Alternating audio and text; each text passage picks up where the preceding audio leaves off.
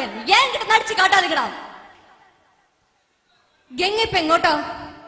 ഞാൻ അല്ലിക്ക് ആഭരണങ്ങൾ മേടിക്കാൻ ഗംഗ ഇപ്പൊ പോണ്ട. അതെന്താ ഞാനിപ്പോ പോയാല് വിടമാട്ടെ. ഇങ്ങനെ നീ എന്നെ എങ്ക വിടമാട്ടെ. ഇന്തൊക്കെ ദുർഗാഷ്ടമി ഒന്നെ കൊന്ന് ഓൻ രക്തത്തെ കുടിച്ച് ഓങ്കാലം വിളയാടുക. ഈ സംഭാഷണ ശകലം രണ്ട് വ്യത്യസ്ത ദിശകളിലൂടെ.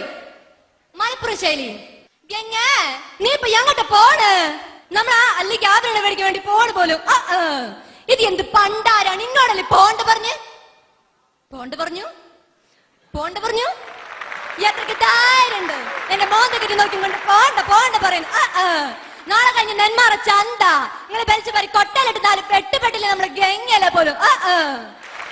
ഇനി നമ്മുടെ തൃശ്ശൂർ ശൈലിയിലായാലോ? ഗംഗ ഞങ്ങളുടെ കാലത്ത് തന്നെ ഞാൻ അല്ലിക്ക് ആഭരണങ്ങൾ മേടിക്കാനായിട്ട് നിങ്ങൾ പറഞ്ഞിട്ടുണ്ടായിരുന്നല്ലേ പോകുന്നിടത്ത് ചോറാണ് വർത്താനം പറയണേ തേങ്ങ ഉണ്ടാക്കാനായിട്ട്. നിന്നോടല്ലേ ചെവി പോണ്ടെന്ന് പറഞ്ഞേ? മച്ചു കൊള്ളാലേ ഗടിയെ വിടില്ലേ? നിങ്ങൾ എന്നോട് സ്ഥലത്തേക്ക് വിടില്ല ഒട്ടിട്ട് ഗടിയെ. നാളെ കഴിഞ്ഞ് മറ്റന്നാ തൃശ്ശൂർ അമ്മിട്ട പൊട്ടിക്കുന്ന പോലെ മോന്തക്കിട്ട പൊട്ടിക്ക് ഞാൻ മര്യാദക്ക് വിട്ടു തന്നെ.